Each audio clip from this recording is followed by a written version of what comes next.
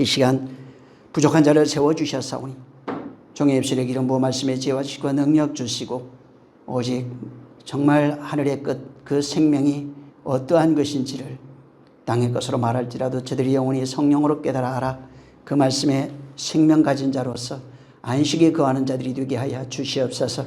하나님께서 끊임없이 반복적으로 역사 속에 우리에게 역사를 통해서 우리에게 말씀하시고 흔적을 남기시며 우리에게 원하시는 바를 말씀하심으로써 우리와 하나 되어 영광 가운데 거하기를 원하시는 아버지의 마음을 알고 비록 육체 가운데 있을지라도 주와 하나 된 자로서 영원한 자로서 세상을 초월한 자로서 정말 비록 육신이 세상에 속하여 살아갈지라도 영혼만큼은 묵시의 세계에 모든 자연을 초월하며 역사와 시간을 초월해 오직 영으로 살아가는 영으로 존재하는 자들이 되게 하여 주시옵소서.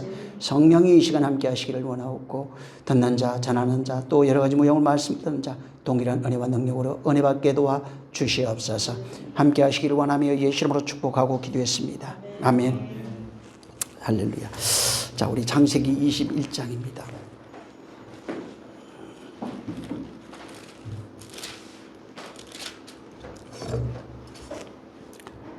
8절부터 21절까지.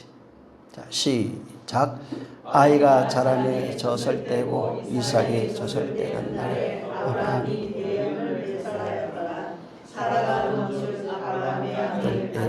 여인 하갈의 젖을 이삭을 희롱하는지라 그가 아브라함에게 이르되 이 여종과 아들을 내어 쫓으라. 이 종의 아들은 내 아들 이삭과 함께 기업을 얻지 못하리라 하매 아브라함이 그 아들을 위하여 그 일이 깊이 근심이 되었더니 하나님이 아브라함에게 이르시되 내 아이나 내 여종을 위하여 근심치 말고 사라가 내게 이르는 말을 다 들으라. 이삭에게서 나는 자라야 넷이라 칭할 것이니라. 그러나 여종의 아들도 넷이니 내가 그로 한 민족을 이루게 하리라 하신지라. 아브라함이 아침에 일찍이 일어나 떡과 물 한 가죽 부대를 취하여 하갈의 어깨에 메어주고 그 자식을 이끌고 가게 하매 하갈이 나가서 브엘세바 들에서 방황하더니 가죽 부대에 물이 다한지라. 그 자식을 떨기나무 아래 두며 가로되 자식의 죽는 것을 참아보지 못하겠다 하고 살 한 바탕쯤 가서 마주 앉아 바라보며 대성통되고 가니 하나님이 그 아이의 소리를 들으심으로 하나님의 사자가 하늘에서부터 하갈을 불러 가라사대 하갈아 무슨 일이냐 두려워 말라. 하나님이 저기 있는 아이의 소리를 들으셨나니 일어나 아이를 일으켜 네 손으로 붙들라. 그로 큰 민족을 이루게 하리라 하시니라. 하나님이 하갈의 눈을 밝히시매 생물을 보고 가서 가죽 부대에 물을 채워다가 그 아이에게 마시었더라. 하나님이 그 아이와 함께 계시매 그가 장성하여 광야에 거하며 활 쏘는 자가 되었더니 그가 바란 광야에 거할 때에 그 어미가 그를 위하여 애굽 땅 여인을 취하여 아내를 삼게 하였더라. 아멘. 이 본문은 이제 우리 그냥 이야기 나오는 것처럼 이제 이삭이 자라서 보니까 젖을 뗄 쯤, 그러니까 이제 큰 잔치를 열었다 이렇게 되어 있습니다. 그때 이제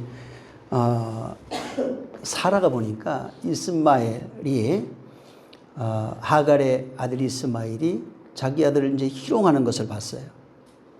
그러고 나니까 사라가 아브라함에게 뭐라고 그러냐면은 그 여종과 그 아들 이스마엘을 내어 쫓아라 이렇게 요구를 합니다. 그러고 나니까 아브라함이 이 일 때문에 굉장히 근심을 이제 하는데 그때 하나님께서 나타나가지고 아브라함에게 근심하지 말고 사라가 너한테 요구한 그대로 행하라 이렇게 얘기합니다. 그래서 하갈하고 이스마엘을 내어 쫓아라 하는 내용이 여기 있는 이제 내용입니다. 그리고 아브라함의 집을 나가는데 하갈과 이스마엘이 여기 나갈 때 아무것도 안 줘요. 뭐만 주냐면 여기 14절에 보면은 떡과 물 한 가죽 푸대 이렇게 돼 있어요. 이것을 가지고 이제 나가는 광야로 갑니다. 광야로 가서 길을 잃고 헤매다가 이제 물이 다 떨어졌어요. 근데 그 길을 잃고 헤맨 데가 어디냐면 부엘세바라고 하는 장소입니다. 부엘세바에 가서 방황하고 거기서 이제 물도 다 떨어지고 먹을 것도 없습니다. 그래서 거기에서 아들 때문에 뭐 여자는 자식이 좀 우선이잖아요. 그래서 아들 때문에 그때 아주 절망합니다. 그러면서 거기서 대성통곡을 하는 내용이 16절에 있습니다. 자, 그리고 이제 그러고 나니까 갑자기 부엘세바에 가서 물 다 떨어지고 거기서 대성통곡을 하니까 하나님이 나타나가지고 뭐라고 약속하냐면 큰 민족을 이룰 거야. 걱정하지 마. 큰 민족을 이룰 거야 라고 약속을 합니다. 그러면서 갑자기 하갈의 눈을 열어줬어요. 거기서 장소가 부엘세바입니다. 거기서 여호와 하나님이 나타나서 너게 큰 민족을 이룰 거야 라는 약속을 해주고 그 다음에 눈을 열어주니까 갑자기 샘물이 보여요. 그리고 이제 샘물이 보여서 거기서 그걸로 목숨을 이제 부지하고 하나님께서 이제 이스마엘과 함께 하셨다고 합니다. 함께 하셔서 장성하고 나니까 그가 어디 거하냐면 바란 광야에 거주하면서 애굽 여자를 아내로 맞이했다 하는 내용이 이제 8절부터 21절에 있는 내용입니다. 자, 이제 우리 아브라함이라고 하는 사람은 기독교인들이 볼 때 믿음의 조상, 아주 훌륭한 사람, 하나님의 사람, 정말 하나님이 기뻐하는 사람이라고 하는 이런 존재로 인식이 되어 있습니다. 근데 우리 이제 아브라함과 아브라함의 가족사를 이렇게 쭉 보면은 이 가족사는 그렇지가 못합니다. 우리 인간적인 제3자 입장에서 이들의 가족사를 볼 때 오직 상처투성이에요. 상처받고 미움, 시기, 질투 이런 것, 이런 것들입니다. 근데 성경은 이것을 여기에 기록해 놓았다는 거예요. 그래서 막 쫓아내는 것도 있고 뭐 별게 다 있어요 여기. 근데 이걸 기록해 놓고 해 놓았다는 것은 이것을 말해주고 싶은 것이 아니에요. 성경은 아브라함과 아브라함의 가족사를 통해서 뭘 설명하고 싶으냐면은 하나님과 아브라함의 관계, 그다음에 하나님의 나라가 어떤 것인지, 어떻게 이루어지는지, 또 복음이 어떻게 전거되고 진리가 어떻게 전거되는지에 대한 내용을 설명하고 있는 겁니다. 그래서 아브라함 단순히 보여지는 표면적 내용은 우리가 뭐 보통 일반적인 가족사입니다. 그렇게 우리가 그 일반적으로 겪는 그런 가족사고, 여기 보면은 사실은 이스마엘이나 하갈 같은 경우에는 온전하게 대접을 받지 못했습니다. 이런 끊임없이 싸우고 투쟁하고 하는 이런 겁니다. 자, 근데 아까도 얘기한 것처럼 아브라함과 아브라함의 가족을 통해서 말씀하고 싶은 것은 복음의 내용이에요. 거기에서 하나님이 어떻게 하나님의 나라를 완성하고 복음을 우리에게 전해서 진리로 완성하는지에 대한 내용이 있습니다. 자, 여기 아브라함의 두 아내가 있고 두 아들이 있습니다. 자, 이거는 성경에 바울이 이것을 정확하게 해석을 했어요. 그 당시에 이 사람들은 그냥 우리의 믿음의 조상 아브라함이라고 하는 역사를 가지고 성경을 읽어갔습니다. 자, 예를 들어서 성경이 우리 좀 다르긴 해요. 예를 들면은 우리는 지금 66권이잖아요. 가톨릭은 73권입니다. 유대인은 77권입니다. 그 다음에 가장 오래된 성경을 가지고 있는 데가 에디오피아 성경이라고 하는데 이거는 88권입니다. 이게 다 정경이에요. 66권은 이제 가톨릭에 의해서 그 신부인데 이 사람이 갑자기 성경을 66권으로 선포해 버렸어요. 그때부터 성경은 66권이 된 겁니다.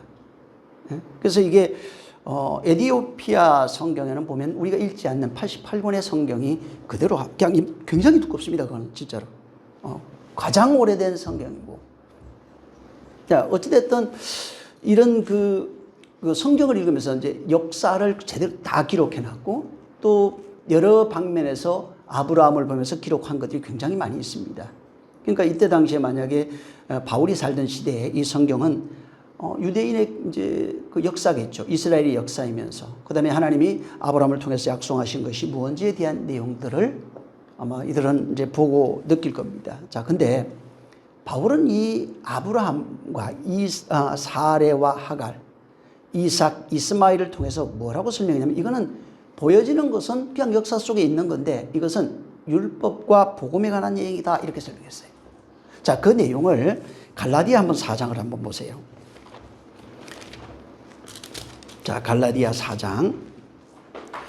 이게 지금 시간이 없으니까 다 읽기는 그래요. 이게 22절부터 나중에 31절까지 있는 내용을 한번 끝까지 내용을 보시기 바랍니다. 자, 이제 건너뛰어서 제가 한번 그냥 이렇게 읽겠습니다. 자, 24절 한번 읽어보세요. 시작. 이것은 기운이 이 여자들은 두 언약이라 하나는 신내산으로부터 종을 낳은 자니 곧 하가라. 25절.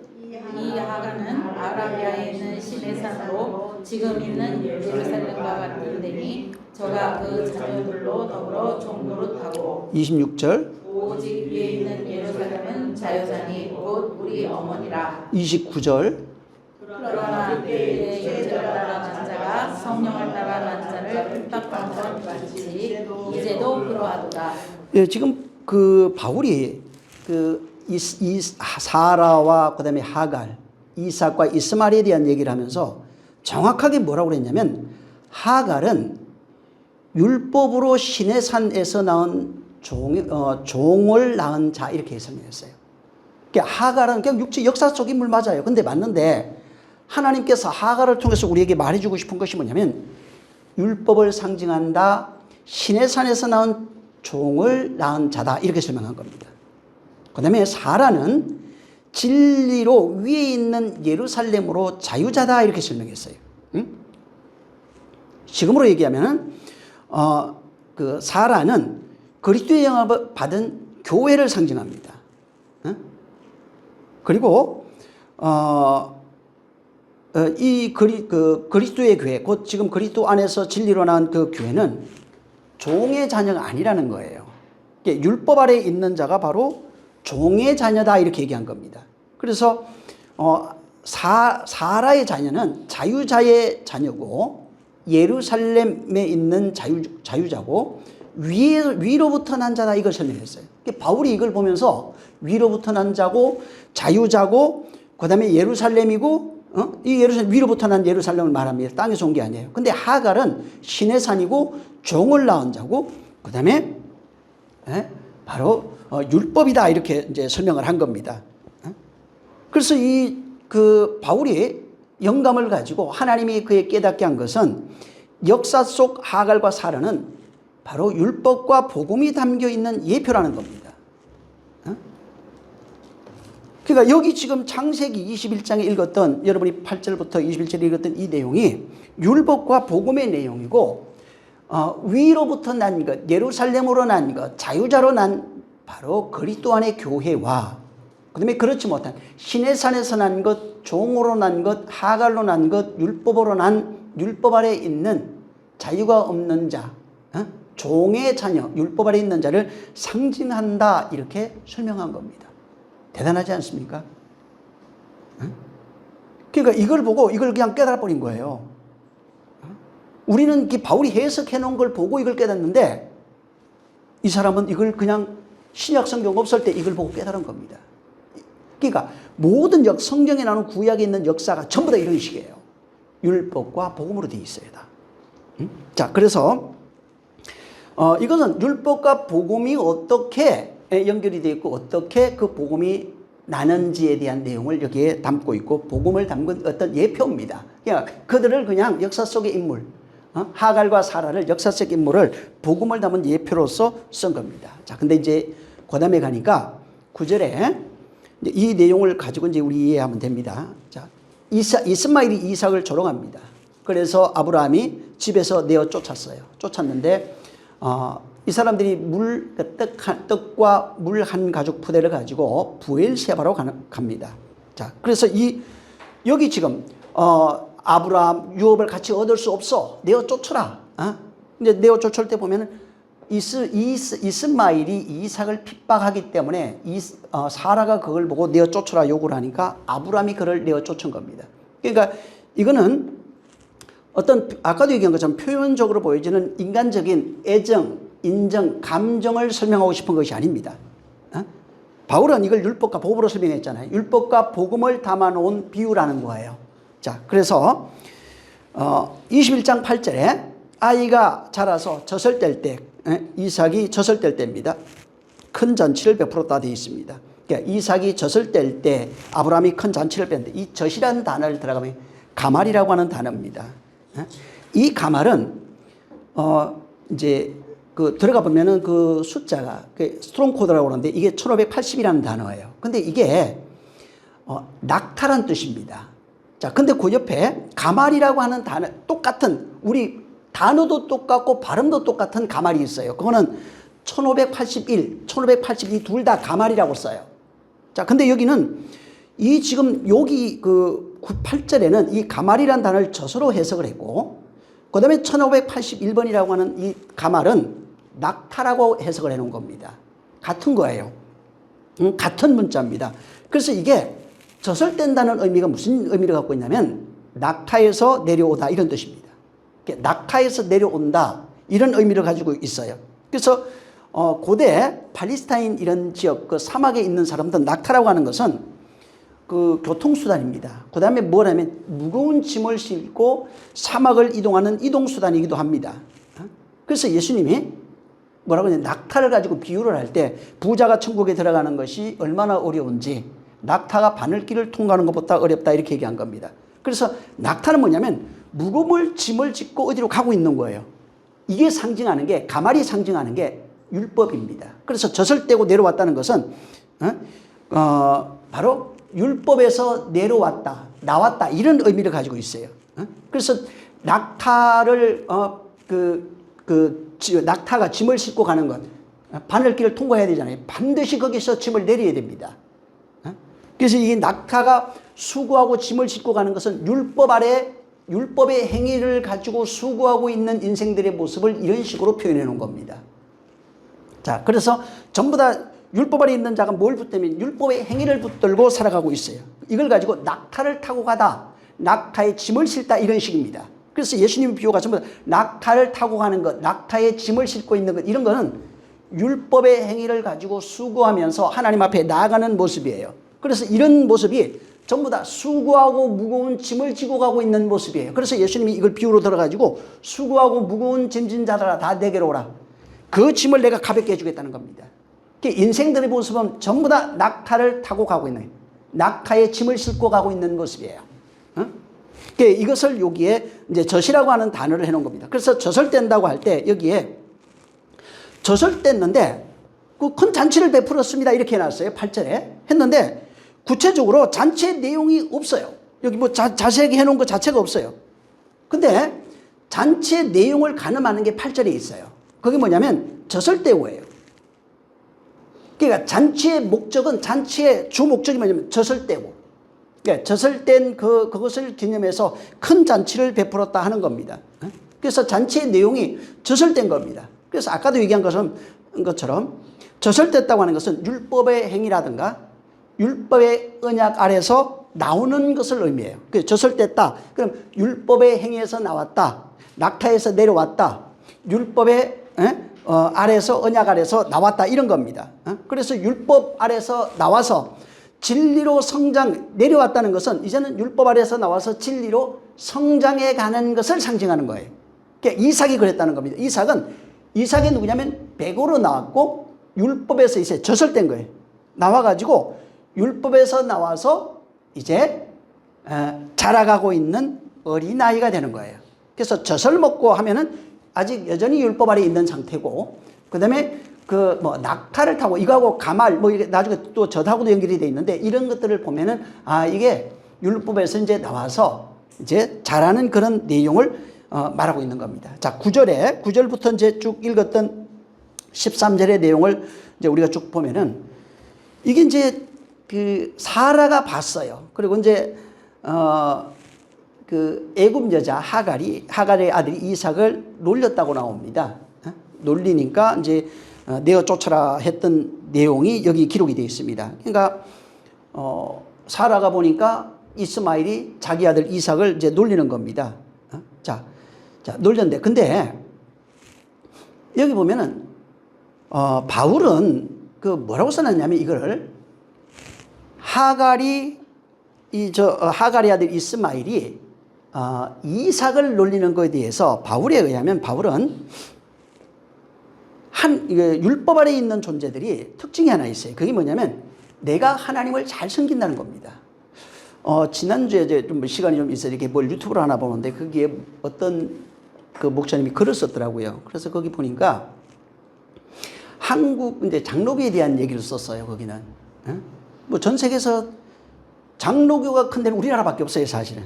근데 장로교가 이렇게 번성할 수밖에 없었던 이유를 써놨는데 우리나라 유교 문화 때문에 그런 거라고 썼어요. 유교의 문화에 거기에 뭐가 있냐면 위계 질서가 있습니다.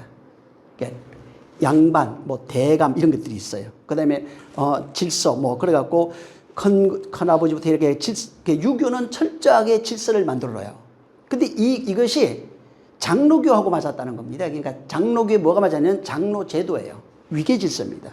그래서 교회가 성장하는 방편으로 했던 것이 교회 안에 위계 질서라는 거예요. 그러니까 장로, 그다음에 안수 집사, 뭐 집사 이런 식으로 이것을 남발했다. 뭐 이런 얘기를 써놓은 것이 있어요.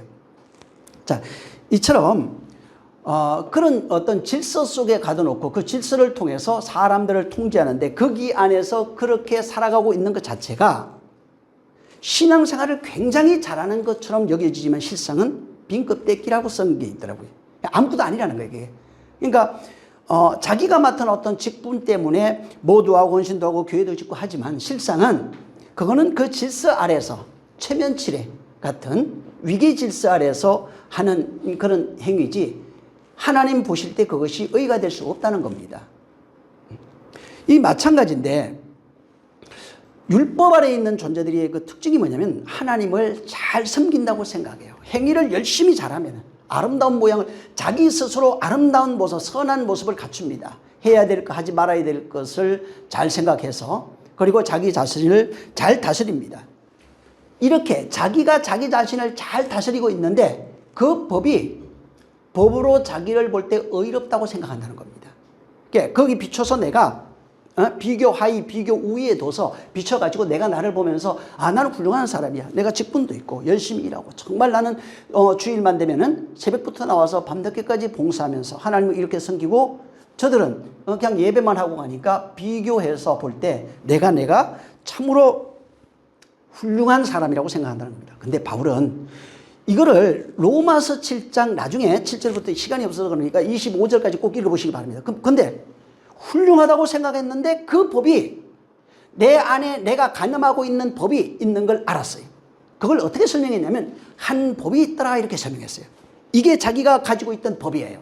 바울이 가지고 있던 그 법이 한 법이에요. 내 안에 있는 한 법을 깨달았는데 이 법으로 가만히 내가 보니까 진리를 알고 이 법을 보니까 어떻게 되냐면 이 법이 나를 정죄하더라 이렇게 나와요.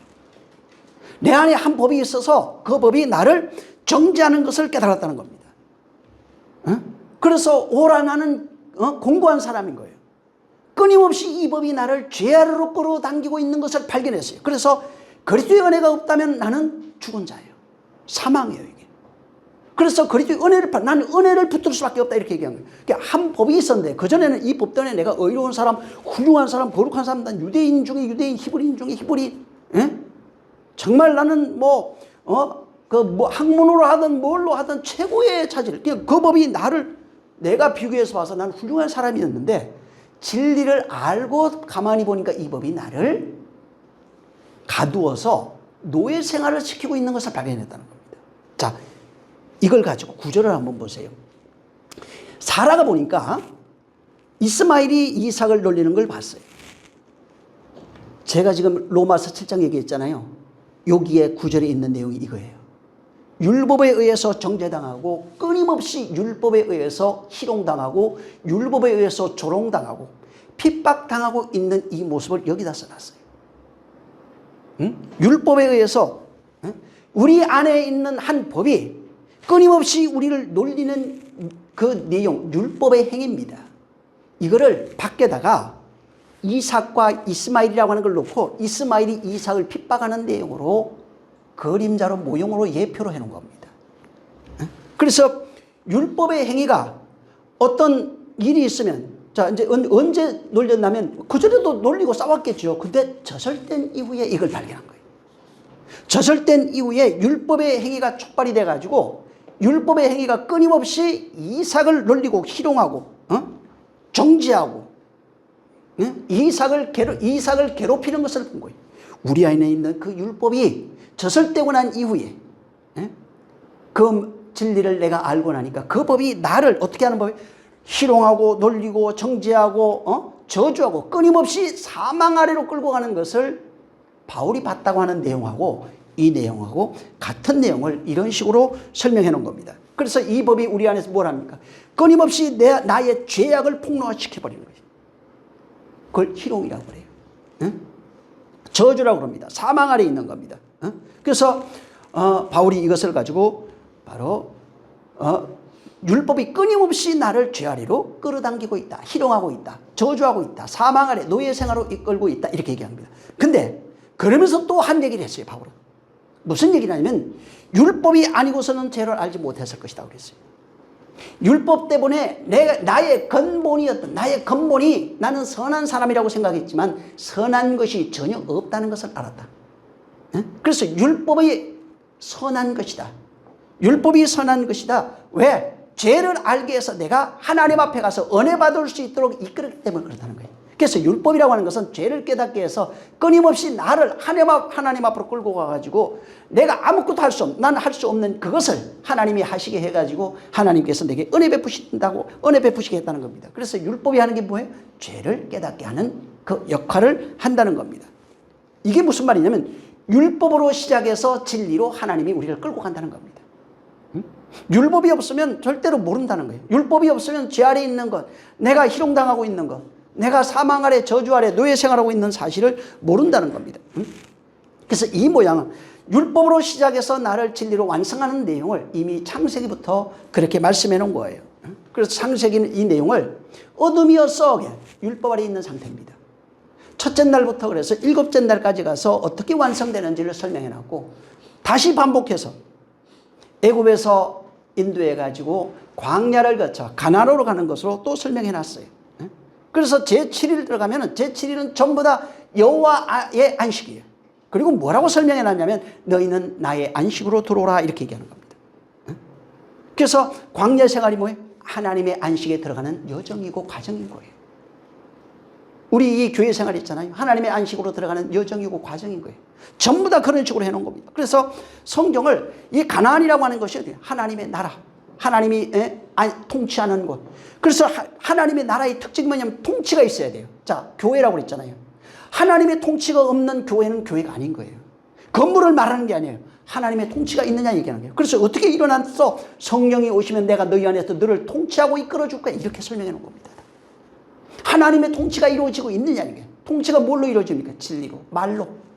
그 말이 너희 안에서 너를 인도하고 있느냐 하는 걸로 설명해 놓은 겁니다. 그래서 여기는 이스마엘이 바로 이삭을 놀리는 역할로 이스마엘이 한 것은 율법의 역할이에요. 이것을 여기다가 해놓은 겁니다. 그래서 바로 이스마엘이 이삭을 놀리는 것, 곧 율법이 여러분을 놀리는 것, 나를 놀리는 것, 우리를 놀리는 그것으로 해놓은 겁니다. 그래서 율법이 뭘 얘기하냐면 율법은 끊임없이 행위를 만들어내요. 어떤 행위를 만들어내고 또 그 행위를 통해서 뭘 얘기하냐면 정죄하는 일을 합니다. 계속 정죄해요. 그러니까 그 행위를 만들고 정죄의 결과가 뭐냐면 의인은 없다, 하나도 없다. 내가 무슨 일을 해도 교회를 지었어요? 근데 그 속에 들어가면 율법이 다시 그를 정죄해요. 진짜 성전 진 거 맞아? 응? 이 아니잖아. 네 성전 없잖아.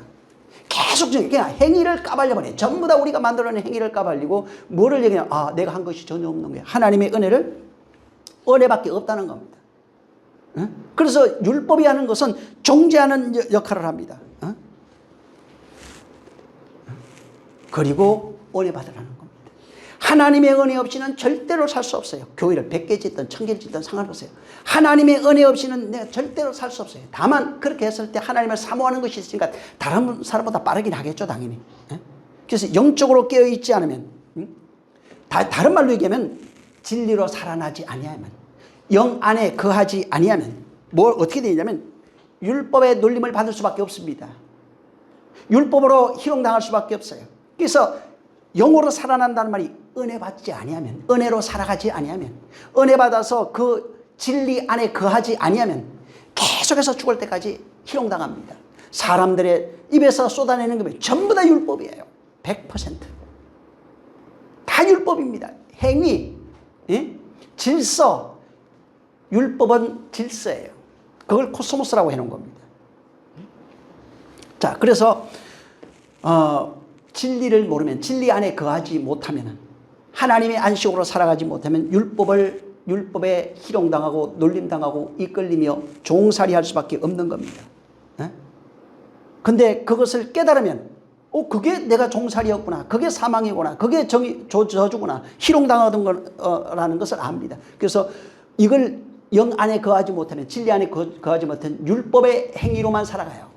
하라 하지 말라 했던 그걸 지키면 선한 걸로 생각한다고요. 근데 바울은 더 들어가 보니까 진리를 알고 나니까 그것이 뭐라고요? 종살이하고 있었던 거예요. 나를 사망 아래로 끌어당기고 있었던 거예요. 왜? 죄를 깨닫게 해서 하나님의 은혜로 인도하기 위해서 하나님이 그렇게 율법을 주셨다는 겁니다.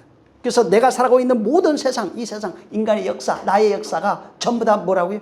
율법의 행위들이에요. 지금 그 행위를 통해서 바로 내가 사망 아래, 저주 아래 노예 생활하고 있다는 걸 깨닫고 하나님 은혜 앞으로 끌고 가고 있다는 겁니다. 이걸 이제 깨닫게 한다는 겁니다. 자, 여기에 지금 다시 이제 8절 보면은 율법 아래에 있는 율법의 세상에서 이제 진리가 떨어지면은 영의 말씀이 들어와요. 그때 성령이 오셔야 되는 겁니다. 자신은 지금 이 신약 시대로 얘기하면 성령이 오시면 젖을떼기 시작합니다. 자, 젖을떼는데 젖을떼게 되면 영적으로 이제 살아났을 거 아니에요. 영적으로 이제 깨어나게 돼 있고, 그리고 그렇게 되면 뭘 알게 돼 있냐면 율법이 나를 저주하고 있었구나, 사망 아래 끌고 가고 있었구나, 그 다음에 율법이 나를 희롱하고 있었구나 하는 것을 젖을 뗄 때 알게 되는 겁니다. 그래서 젖을 떼면은 그때 그것을 알고 율법이 조롱하고 있는 것을 알고, 바로 이제 나중에 로마서 7장을 좀 봐야 되는데 꼭 보시기 바랍니다. 율법 아래 속하여 살아가고 있는 모든 상태, 이것은 사망이었고 저주였고 어둠이었고 악이었고 하는 이 사실을 깨닫게 된다는 거예요. 이게 바울이 진리가 오고 나니까 내가 율법 아래 행하고 있던 모든 것들이 이게 저주였고 사망이었고 악이었고 또 선한 것이 전혀 없었다는 거예요. 율법은 선한데 내가 율법을 쫓아 행했던 그 행위들이 악이고 저주고 사망이고 선한 것이 전혀 없는 것인 것을 알았다는 겁니다. 언제? 젖을 뗄 때. 성령이 임해서 진리 가운데 거할 때. 근데 그 젖을 떼지 못하면, 다시 말해 성령이 오지 못하면 이걸 깨닫지 못한다는 겁니다. 자신이 율법 아래 있다는 것을 모르고 오히려 그것을 자랑하게 돼 있다는 거예요. 선한 것이 없는 율법의 행위를 내가 자랑하게 돼 있다는 겁니다. 그래서 이것을 알면 어떻게 되냐면, 자, 젖을 뗀 거예요. 알면은 빛 가운데 거한 거예요. 그래서 어둠에 빛이 비치니까 내가 어둠인 것을 깨닫는 거예요. 요걸 설명한 거예요. 빛이 비치니까 어둠인 걸 알아요. 자, 빛이 없어요. 만약에 그러면 어둠 안에 있어요. 내가 어둠인 걸 몰라요. 어둠이 뭔지 자체를 몰라요. 근데 빛이 비치고 나니까 빛 때문에 어둠인 걸 아는 거예요. 그래서 빛이 없으면 어둠인 걸 몰라요. 이걸 창세기 1장 2절에서 3절에 설명했는데, 근데 바울은 이걸 가져다가 진리가 오니까, 성령이 오니까, 빛이 비치니까, 은혜 받고 나니까 내가 어둠 아래 있다는 걸 알았다. 사망 아래 있다는 걸 알았다. 저주 아래 있다는 걸 알았다는 겁니다. 그래서 진리가 와서 내가 율법 아래 행하는 모든 것이 사망 아래 끌려가고 있다는 것을 발견했다는 것입니다. 이것을 그렇게 설명한 겁니다. 자, 그래서 우리에게 어둠을 먼저 주신 이유가 빛으로 인도하시기 위해서, 율법을 먼저 주신 이유가 복음으로 인도하시기 위해서 그런 겁니다. 그래서 어둠에서 시작해서 빛으로 가는 거예요. 율법에서 시작해서 진리로 가는 겁니다. 이 내용을 풀어서 7개로 설명한 것이 창세기 7일입니다. 그 다음에 이스라엘의 애굽에서 출애굽해서 가나안까지 들어가는 여정으로 이것을 설명해 놓은 겁니다. 그리고 좀 더 선명하게 설명한 것이 세상에서 왔던 사람이 뜰을 지나 성소와 지성소로 들어가는 모형으로 이것을 해놓은 겁니다. 그래서 구원은 창세기로 얘기하면 첫째 날부터 일곱째 날로 가는 것이고, 출애굽으로 얘기하면 애굽에서 하나님이 통치하시는 가나안으로 가는 것이고, 성소로 얘기하면 세상에서 뜰을 지나 지성소까지 들어가는 그 내용으로 해놓은 것입니다. 그래서 3단계예요. 뜰, 성소, 지성소입니다. 계시록으로 가면은 전부 다 어떻게 설명했냐면 이것을 7인, 7 나팔, 7 재앙으로 설명했어요. 창세기 7일을 이렇게 풀어놨어요. 그래서 7을 성소로 보여줄 땐 3개로, 3개를 풀면은 느리면은 7으로 전부 다 설명해 놓은 겁니다. 그래서 하나님의 나라, 뭐 천국, 하나님이 통치하시는 곳, 이런 것들이 전부 다 이런 식이에요. 그래서 3개로 설명했다가 7으로 어떻게 설명해서 완성되는지 이런 식으로 전부 다 풀어놓은 겁니다. 자, 여기에 11절을 한번 보겠습니다. 자, 11절, 12절 여기 보면은 이제 내어 쫓아라니까 아브라함이 근심하고, 12절에 보면 여종과 아들을 내어 쫓아라 하고 이제 하나님이 말하는 겁니다. 자, 사라는 전에도 얘기했는데 언약을 상징한다고 그랬어요. 사라는 아브라함으로 얘기하면, 성전으로 얘기한다면 사라는 그 안에 있는 언약의 내용이에요. 어떻게 하나님께 드려지는지를 설명하는 거예요. 그래서 사라는 언약을 상징합니다. 자, 근데 언약이 와가지고 아브라함에게 뭐라고 했냐면 여종과 그 아들을 내어 쫓아라는 겁니다. 여종과 그 아들을 내어 쫓아라는 거예요. 자, 복음이 들리잖아요. 진리가 우리에게 들렸어요. 복음이 들렸어요. 복음이 들리면은 뭐를 알게 되냐면 율법이 나를 저주하고 사망 아래로 끌고 가고 있고 죄 아래 가두고 있다는 사실을 발견하게 되는 겁니다. 자, 그래서 뭐라고 하냐면 그것을 내어 쫓으라고요. 여종을 내어 쫓으라고요. 여종과 그 아들을 내어 쫓아요. 다른 말로 율법이 복음을 핍박한다고요.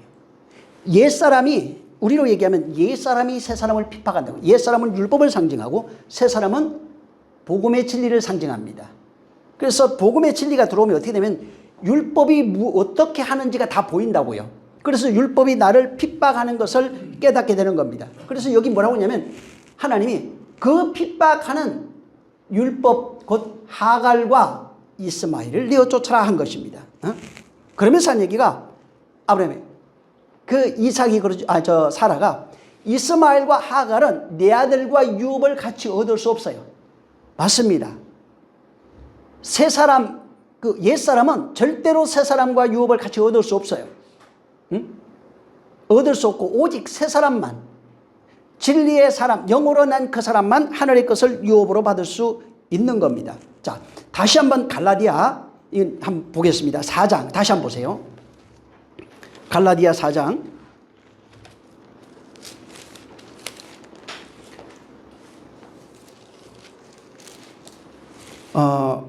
28절에 보면은 28절에는 그 이삭과 같이 형제들아 너희는 이삭과 같이 약속의 자냐 우리 얘기하잖아요. 이삭은 약속의 자녀다 너희다.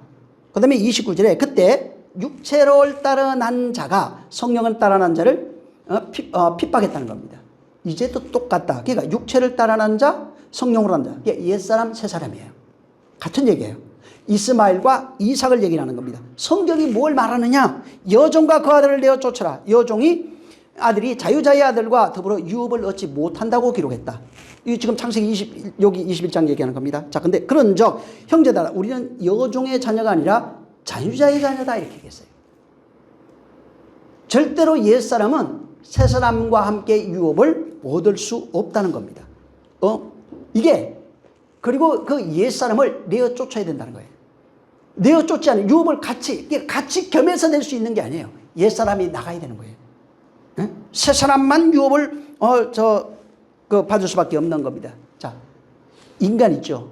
사람이라고 하는 존재는 육체로 난 자인데 육체로 난 자를 본능으로 낳았다고 해요. 본능을 따라 육체로 난 자, 정욕의 사람 이렇게 설명했습니다. 이건 세상에 속한 사람이에요. 율법에 속한 사람이에요. 자, 근데 성령으로 난 사람은 하늘로서 난 사람이에요. 새 사람이에요. 언약의 사람이라고 하고 이건 영의 사람 혹은 하나님의 생명을 가진 생명의 사람 이렇게 얘기합니다. 육체로 난 사람을 겉사람이라고 하고 옛사람이라고 하고 성령으로 난 사람을 새 사람이라고 그랬어요. 근데 바울은 뭐라고 했냐면 그 사람, 육체의 사람은 점점점 후패해져 가야 되고 새 사람은 곧 성령으로 난 사람 날마다 새로워져야 된다 이렇게 얘기했어요. 지금 신앙생활이 어떻게 되는 거예요? 그러니까 옛사람에서 새사람 되는 거예요. 하나님이 만드는 그 역사가 그거예요. 응? 육체의 사람을 바로 영의 사람으로 바꾸는 작업을 하고 있는 거예요.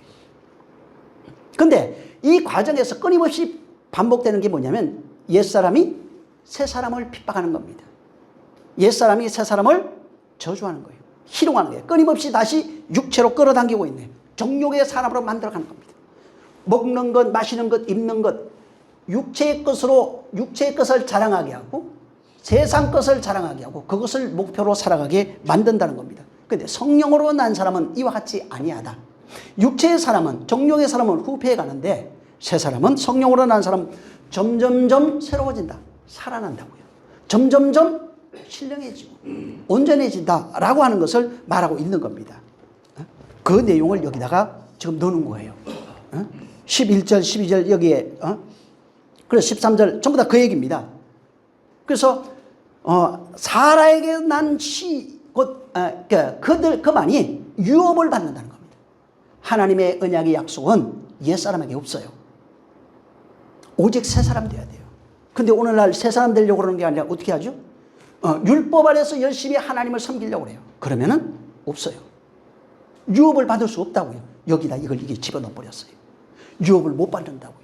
정욕의 사람, 육체의 사람, 율법의 사람은 절대로 유업을 받을 수 없다고요. 이미 선언했어요. 왜? 그는 이 세상과 함께 사라져가야 될 존재예요. 처음부터 그렇게 지어놨어요.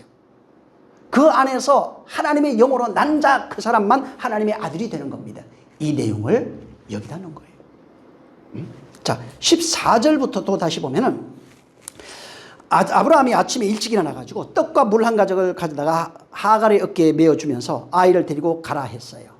그러니까 이제 하갈이 부엘세바라고 하는 장소로 이제 가다가 그 광야에서 방황하는 장면을 여기다 해놓은 겁니다. 그래서 아브라함이 하갈과 이스마엘을 쫓아내요. 언약의 사람은 쫓아냅니다. 이렇게. 자, 쫓아내는데, 자, 인간적으로 보면 이게 말이 안 되잖아요. 사실은. 이게 학대하는 거잖아요. 이건. 근데 그거를 여기 설명하고 싶은 게 아니에요. 이거는. 그래서, 뭐, 다른 곳에 무슨, 보통 우리도 그러잖아요. 저 어렸을 때 보면 우리 시골에 그 첩이 있는 집이 들어 있었어요. 본처 집이 있고, 저 첩은 저쪽 집이 이런 식으로 살았어요. 근데 그 본처 집에서도 집 다 해줬어요. 다 아들하고 살게 다 해주고 다 해요. 근데 여기는 이게 아주 인간적으로 나쁘지, 아브라함이. 이렇게 하면 안 되잖아요. 자, 근데 여기 보면은 쫓아내는 거예요. 그러니까 그런 식으로 보지 말라는 거예요, 이거는. 가서, 어디 가서 뭐 정착해서 살라고 하는 그런 내용도 아닙니다. 근데 그냥 물 한 푸대, 떡 먹을 거 그냥 잠깐 먹을 거 떡덩이 하나 주면서 나가는 거야, 그냥. 근데 갈 수 있는 데가 없어요. 그 하는 데가 주변에 자 광야인데. 그러니까 할 수 없이 광야로 가서 다른 쉽게 말하면 그냥 표면적으로 광야에 가서 죽으라는 얘기예요, 그냥. 예? 뭐 죽으라고 하진 않았지만 어찌됐든 이건 뭐 아무 책임감도 없는 그런 상태예요. 그래서 아브라함이 준 거는 딱 그거밖에 없어요. 어디 가서 어떻게 내가 예비해놨으니까 잘 살아라 이것도 아니고 물 한 푸대하고 떡 그거 준 게 다예요. 이거밖에. 그래서 이걸 여기다가 해놓은 겁니다. 자, 근데 떡하고 물을 줬잖아요. 이게 뭐예요?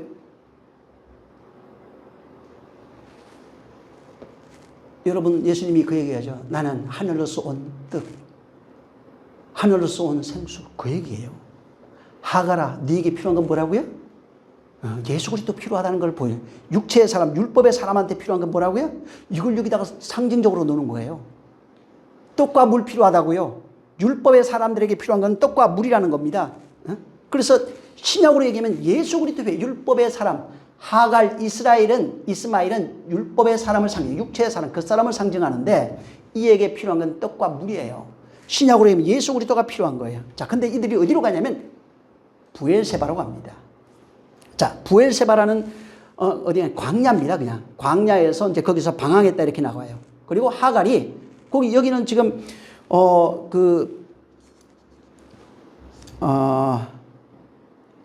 14절에 이제 방황하다가 물 다 떨어졌어요. 그다음에 여기 이제 15절에 뜰기나무 이렇게 해놨잖아요. 뜰기나무 아래 자식을 뒀어요. 이 뜰기나무는 가시나무입니다. 관목나무라고도 하고 가시나무라고도 하고 다 이제 이게 번역 성경에 따라서 이건 여기는 뜰기나무로 이렇게 돼 있고 그다음에 새 번역 같은 데는 전부 다 이제 가시나무 이런 식으로 해놨어요. 어떤 데는 관목나무 이런 식으로 그 해놓은 겁니다. 전부 다 뭐냐면 가시나무입니다. 이거 가지고 저 성경 괴짝 만들었어요. 그거예요. 자, 그리고 여기 보면은 이스라엘을 여기 뒀대요. 그리고 이스라엘을 두고 그 하갈이 어디로 가냐면은 살 한 바탕점 가서 이게 뭐냐 화살입니다. 화살을 한 화살을 쏘아가지고 가는 거리란 뜻이에요. 보통 그때 당시 화살이 우리나라 거는 보통 300m 정도 가요. 일본 화살은 보통 150에서 한 200m 사이 170m 정도 가요. 영국 화살 같은 경우는 보니까 200에서 250m 정도 가요. 우리나라 화살이 제일 좋더라고. 근데 지금 그쪽에 있던 화살들이 이제 주로 유럽 영향을 받았기 때문에 아마 200m 전후 가지 않았을까 싶어요. 그러니까 지금 그 이스마엘은 어디 있냐면은 관목나무 곧 가시나무 아래에 지금 있는 것이고, 그 다음에 하갈이 화살 한 200m 건너편에 가 서로 마주보고 대성통곡을 했다고 나와요. 응? 자, 그러니까 하나님이 갑자기 나타납니다. 갑자기 나타나가지고 자, 보세요. 통곡을 하니까 17절 한번 읽어보세요. 시작. 하나님이 그 아이의 소리를 들으심으로 하나님의 사자가 하늘에서부터 하갈을 불러 가라사대 하갈아 무슨 일이냐 두려워 말라 하나님이 저기 있는 아이의 소리를 들으셨나니. 네. 여기 아이의 소리를 듣고 두려워하지 말라 큰 민족을 이룰 거야 약속하십니다. 그리고 아까도 얘기한 하갈의 눈을 열어서 샘물을 보게 하시고 가득 푸대에 물을 담아가지고 이스마엘을 마시게 해서 생명을 지켜주셨다는 겁니다. 그리고 큰 민족을 이루어서 내가 너와 함께 할 거야 이렇게 얘기한 겁니다. 그리고 20절 21절에 보면은 하나님이 이 아이와 함께 하셨다고 그래요. 그래서 광야에 거하면서 활 쏘는 자가 되고 그 다음에 바란 광야에 거주하면서 애굽의 아내를 얻었다고 그랬어요. 가죽 푸대는 뭐예요? 여러분 보세요. 처음에 가져왔던 물이 하나 있어요. 두 번째 물이에요. 여기 가죽 푸대에 담긴 거는 진리예요. 두 번째 물, 눈을 열어서 담은 물은 진리예요. 첫 번째 자기가 가져온 물은 율법이에요. 이걸 상징해요. 자기가 가져온 물을 다 마셨어요. 그래서 가죽 푸대 두 번째 하나님이 눈 열어서 담아준 물은 진리의 물이라고 그래요. 첫 번째 물을 먹으면 어떻게 되면 죽어요. 그래서 광야에서 방황하다 죽게 된 거예요. 첫 번째 물을 먹으면 그걸 상징해 놓은 겁니다. 그래서 첫 번째 물을 다 먹고 없어졌어요. 더 이상 마실 것이 없어요. 그러니까 하나님이 부르시죠. 이거 먹고 죽게 생겼어요. 먹을 거 없어요. 살려주세요 하니까 하나님이 그에게 나타나서 눈 열어준 거예요. 눈을 열어주니까 이게 샘물이 있었네 라는 걸 발견한 겁니다. 그래서 보긴 보아도 보지 못하고 예수님이 생수로 왔지만 봐도 보지 못해요. 근데 하나님이 눈 열어주니까 그가 그리스도인 줄 보고 물로 왔구나 떡으로 왔구나 한 사실을 아는 겁니다. 그래서 두 번째 가죽 부대에다가 하나님이 눈 열어줘서 준 그 물, 그래서 눈이라고 하는 걸 들어가면 하늘 나와요. 샤마임이 나와요. 그래서 거기에 물이 있다 이런 뜻이에요. 그 물을 담아서 그 물로 마시우게 한 거예요. 그래서 생명을 보존하는 거예요. 하나님이 주신 물로 눈 열어서 성령이 오셔서 주셔서 마시는 물로만 눈이 열리고 살아나게 되는 겁니다. 자, 보세요. 이제 다시 설명할게요. 하갈이 이스마엘을 뜰기나무 가시나무 아래 둔 겁니다. 자, 가시나무가 들어가 보면 시하흐라고 하는 단어예요. 이게 이제 관목나무 아까 들어간 게 가시나무 이렇게 돼 있어요. 그 두다가 샬라크입니다. 근데 여긴 두다로 설명했는데 던지다 혹은 집어던지다 이런 뜻이 있어요. 그래서 이 던지다라는 말이 뭐냐면 이제 그 죽음을 내포하고 있는 단어예요. 그래서 이스마엘이 죽음을 내포하고 있는 단어로 이 샬라크라고 하는 단어를 썼는데 이 단어는 던졌어요. 던지면 죽어요. 그래서 화살을 쏘았어요. 맞으면 죽어요. 이런 식이에요. 그래서 이 샬라크라고 하는 단어가 던지다, 집어던지다 이런 건데 이 단어 속에는 죽음이 있어요. 항상 죽음을 내포하고 있는 단어로 이걸 낸 거예요. 그래서 이스마엘을 보세요. 하갈이 지금 이스마엘을 관목나무 아래, 뜰기나무 아래 뒀다는 건 뭐예요? 거기에 던졌다는 거예요. 죽었다는 거예요. 죽음이라고 하는 거기에서 죽음을 내포한 단어, 샬라크라는 단어를 써서 여기서 죽었다 이런 뜻이에요. 그래서 이게 그리고 이제 이 방황했다고 그랬잖아요. 광야에 가서 방황했는데 그 광야가 어디냐면 부엘세바라고 하는 단어입니다. 그래서 방황한 곳은 부엘세바예요. 근데 정착은 어디서 했냐면 바란 광야로 나옵니다. 자, 부엘세바는 뭐냐면 그 우물이라는 뜻입니다. 이게 우물인데 이게 그 베르라고 하는 단어에서 와요. 똑같은 우물이라는 뜻이고 샘, 생수 이런 뜻입니다. 그래서 이게 부엘세바는 부엘과 셰바가 합쳐져 있는 합성어입니다. 그래서 부엘이 벨에서 오고 우물이라는 뜻을 가지고 있고 셰바는 일곱이라는 뜻이에요. 일곱을 뜻하는 단어고 일곱은 어떤 뜻을 가지고 있냐면 언약, 충만, 그 다음에 완성, 뭐 혹은 교회, 안식 이런 여러 가지 복합적 의미를 성경에서 띠고 있어요. 그래서 7이라고 하는 일곱, 7 뭐 이런 걸 들어가 보면 전부 다 언약, 안식, 평안, 충만 이런 단어로 쓰여져 있는 겁니다. 자, 이 두 단어가 합쳐져서 부엘셰바인데 부엘셰바는 일곱 우물 혹은 언약의 우물, 맹세의 우물, 완성된 우물 이런 의미를 가지고 있는 단어가 이 부엘셰바입니다. 그래서 하나님의 언약의 일곱 언약이 성취된 그 장소가 부엘셰바예요.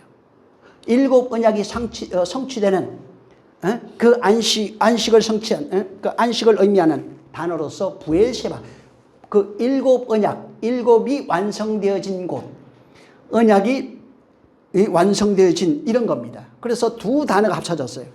일곱과 우물이 합쳐져서 언약의 완성, 언약의 물이 있는 그 언약의 물로 완성되어지는 그런 걸 상징합니다. 자, 그리고 아까도 얘기한 것처럼 이들이 처음에 자기들이 가지고 간 그 물과 떡을 가지고 부엘세바로 향했는데 거기 다 떨어졌어요. 광야에서 언약이 있는 곳에 이르러서 거기서 죽은 거예요. 언약 일곱이 있는 언약 우물이 있는 곳에 와서 거기서 떨어져서 여기서 이제 죽기 직전이에요. 근데 샬라크라고 하는 단어를 써서 이것은 죽음을 의미한다고 그랬죠. 그것을 하고 있다고 그랬습니다. 그래서 죽음의 위협 속에 갇혀 있어요. 육체의 사람이 세상 율법의 물을 먹고 율법의 떡과 율법의 물을 먹고 죽음에 처해 있는 상태, 곧 우리의 상태, 옛사람의 상태를 상징해서 이런 식으로 해놓은 겁니다. 그래서 이스마엘이 어디까지 갔냐면 쫓겨나서 바로 이 가시나무 아래 와가지고 있었던 겁니다. 죽음에 처했다. 죽게 되었다. 우리예요. 인류가 전부 다 율법 아래 태어난 존재가 죽게 되어 있는 상황을 이런 식으로 여기 설명해 놓은 겁니다. 그 다음에 화살 한 거리만큼 가서 거기서 울었다고 나와요. 자, 근데 재밌는 거는 아까 우리 17절 읽었잖아요. 여기 보면은 이제 광야에 가가지고 물 다 떨어지고 떡 다 떨어지고 아이가 지금 뜰기나무, 가시나무라고 그랬잖아요. 여기 아래 가서 죽기 직전입니다. 자, 여러분 아기가 지금 보통 엄마는 어떤 식으로 하냐면 아기가 못 먹고 울고 있으면 품에 안아요. 여기는 안 그래요. 여기는 그냥 나무 아래 집어넣어 버려요. 그냥. 그러니까 인간적인 걸로 보면 안 돼요. 보통은 엄마들은 모성애 때문에 절대로 자식을 거기 냅두지 않는다니까. 근데 여기 옆에서 우는 아이를 배고파서 목말라서 우는 아이를 그 나무 밑에 감목나무에 놓고 가서 화살 한 거리만큼 가서 서로 마주보면서 울었다 돼 있어요. 자, 근데 여기 살 나오는데 들어가면 활 이렇게 케세트라고 하는 단어를 썼는데 이게 활은 들어가면 창세기 6장에도 7장에 나오죠. 무지개 나오죠 나중에. 노아 홍수 사건에 보면 무지개 나오는데 거기 이 케세트예요. 근데 거기에 활, 무지개 이런 뜻이에요. 그래서 케세트는 활을 여기서 의미하는 건 뭐냐면 무지개입니다. 무지개인데 무지개는 그 몇 가지로 되어 있죠? 색이? 7개지. 하나님이 무지개를 띄워줬죠. 7 언약으로 완성되어지는 내용을 거기다 집어넣어놨어요. 그래서 무지개, 활 이게 전부 다 7 언약을 상징합니다. 7 언약이 떴을 때 뭐라고 해요? 다시는 심판이 없다 이런 뜻이에요. 완성이네요.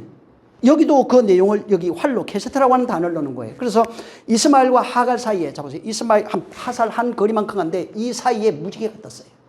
활이 하나 떠 있는 거예요. 아들은 여기 있고 이까지 갔어요. 활 하나만큼. 근데 이 사이에 활이 있는 거예요. 무지개 언약이 여기 있는 겁니다. 무슨 얘기냐면 그 사이에 활을 두고 언약 아래서 대성통곡하고 있는 내용을 여기다 해놓은 거예요. 언약 아래서 대성통곡하고 있는 그런 내용을 여기다 얘기해 놓은 겁니다. 자, 이게 의미하는 것은 옛 언약이 파괴되는 겁니다. 옛 언약이 파괴돼서 자, 7 언약이라고 해서 새 언약이 세워지는 거예요. 그래서 무지개를 띄우면서 하나님이 노아에게 다시는 물로 심판하지 않는다.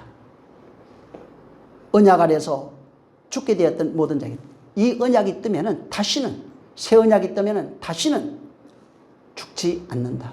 언약 아래에 있으면 죽지 않는 거예요. 그래서 새 언약이 깨지고, 옛 언약이 깨지고 새 언약이 세워지는 내용으로서 무지개를 걸어둔 겁니다. 여기도 똑같이 이스마엘과 하갈 사이에 무지개를 걸어놓고 하나님께서 다시는 이 언약 아래에 있는 자는 결단코 죽지 않는다는 겁니다.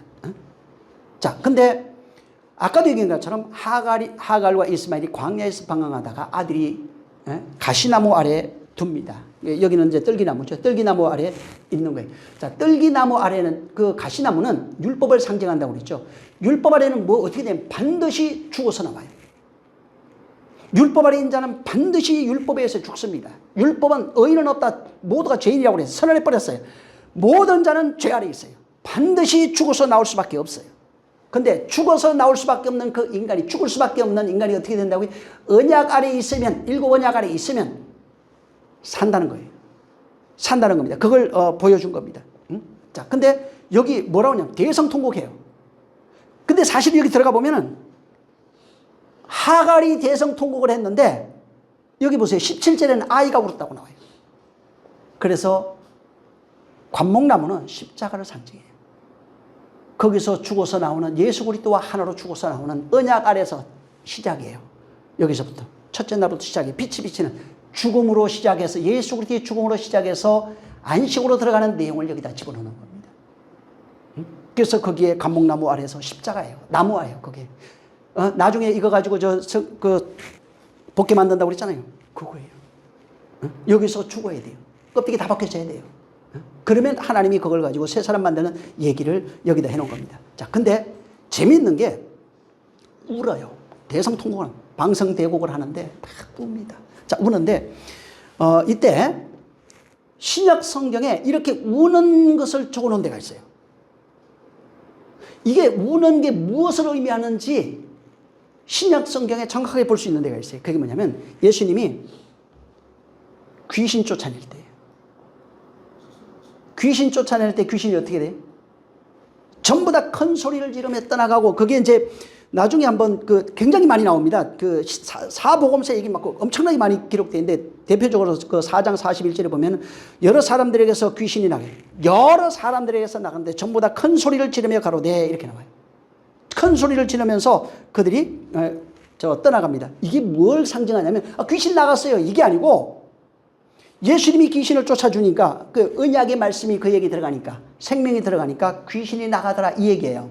무슨 얘기냐면 율법에서 나오는, 율법이 떠나가는 모습을 귀신이 나가는 것으로 이렇게 보여준 거예요. 그냥 귀신은 아니에요. 그 얘기를 하고 싶은 게 아니고, 귀신이 있어요. 그냥 얘기를 하면은. 근데 그 얘기가 아니고 귀신 나가는 것을 통해서 율법에서 언약의 말씀이, 예수 그리스도를 입에서 나오는 언약의 말씀이 들어올 때 율법이 떠나가고 율법에서 나오게 된다고 하는 이 사실을 얘기해 놓은 겁니다. 그래서 크게 소리 지르며 귀신이 떠나더라, 이렇게 얘기하는 겁니다. 그래서 귀신이 떠나는 건 율법이 떠나는 거예요. 율법에서 우리가 나오는 것을 상징해서 해 놓은 겁니다. 그래서 율법이 떠나는 건 율법에서 나오는 것을 모형으로 해가지고 언약의 말씀이 들어오면은 바로 귀신이 떠나가는 것으로 모형해 놓은 겁니다. 자, 여기도 지금 똑같은데 하갈과 지금 이스마엘이잖아요. 이들이 지금 브엘세바에 와 있어요. 7 언약 아래에 와 있고, 그 다음에 이 뜰기나무로 상징되어 있는 십자가입니다. 이 십자가 아래서 율법으로 상징되는 이스마엘이 있어요. 그 다음에 하갈도 있어요. 그리고 하갈은 활 하나 거리만큼 가 있는 겁니다. 그리고 이것은 한 무지개 언약, 7 언약이라는 거예요.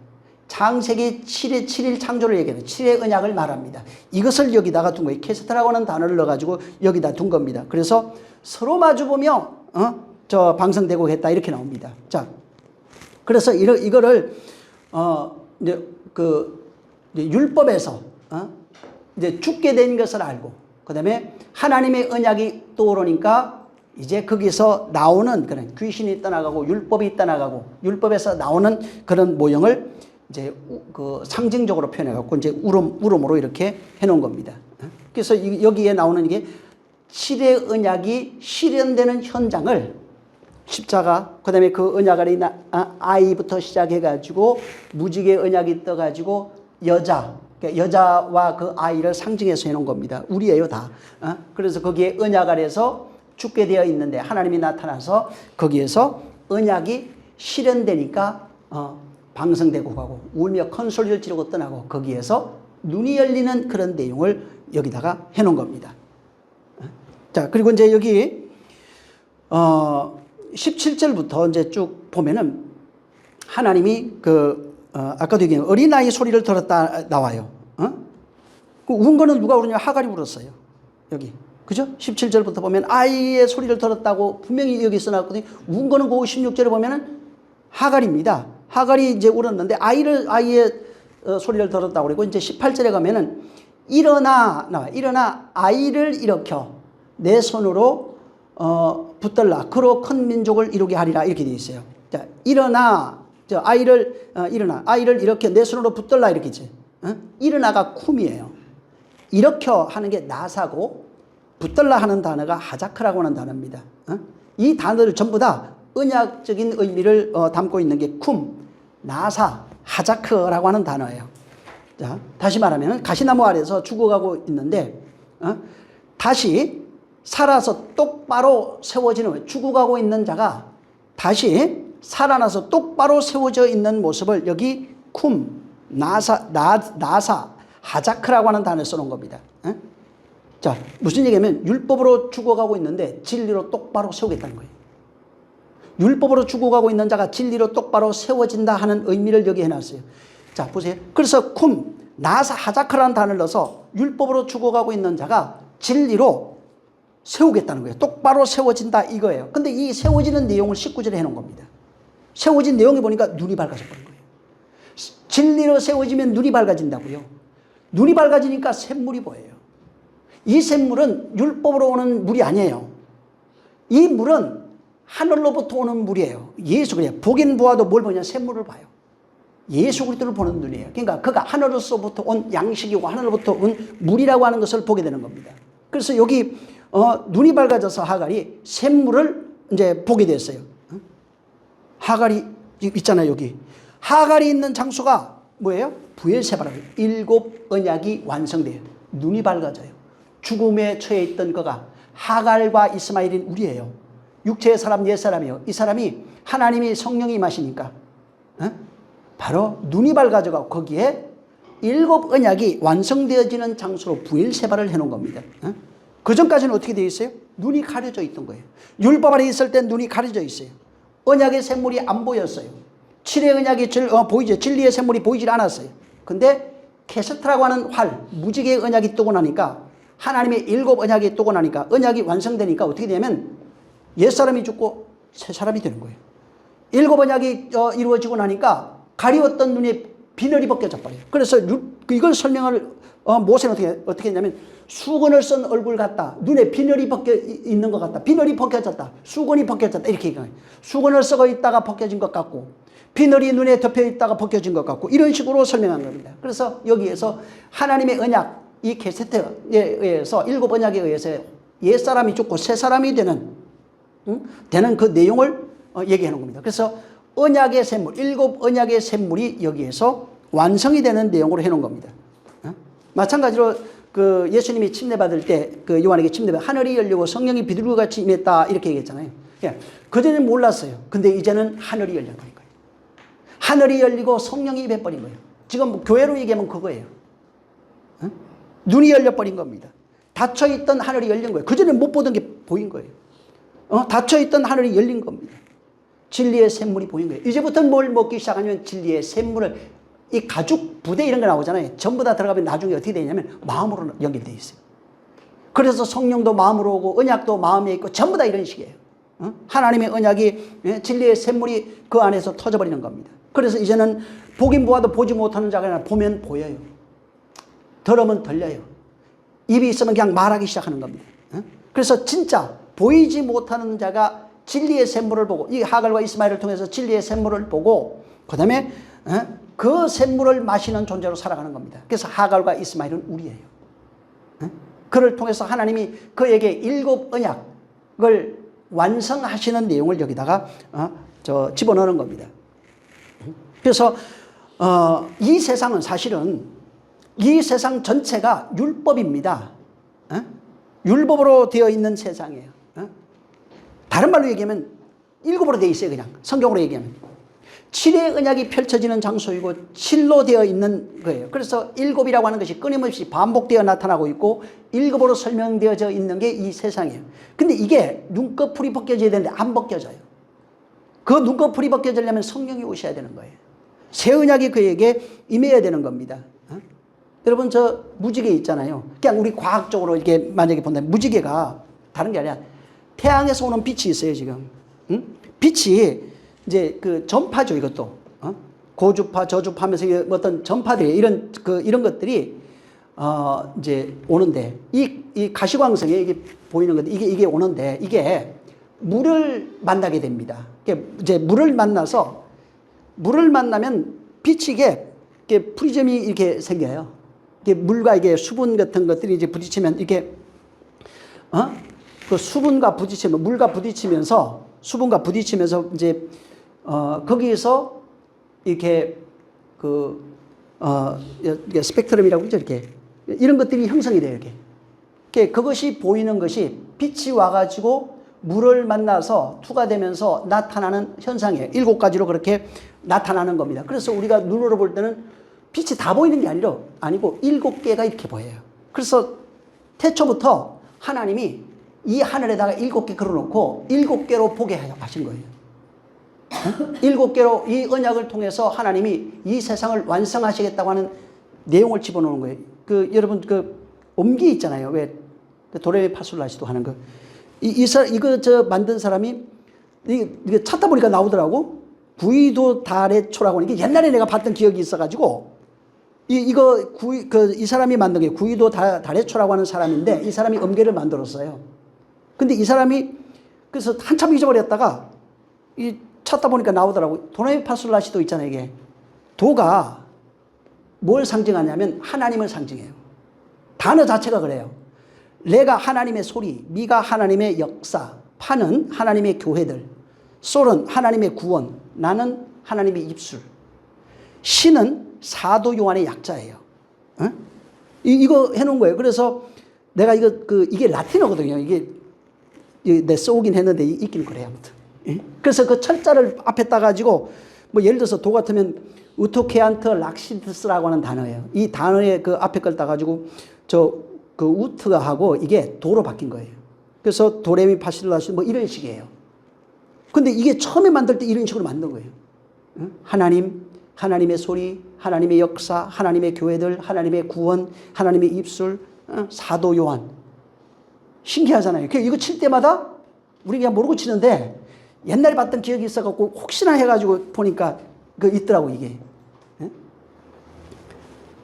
바로 똑같은 거예요. 이 세상은 무지개를 그렇게 걸어놓고 뭐 우리가 뭐 은계를 쓰든 예를 들어서 이 세상은 성경에 보면은 코스모스가 그런 뜻이거든요.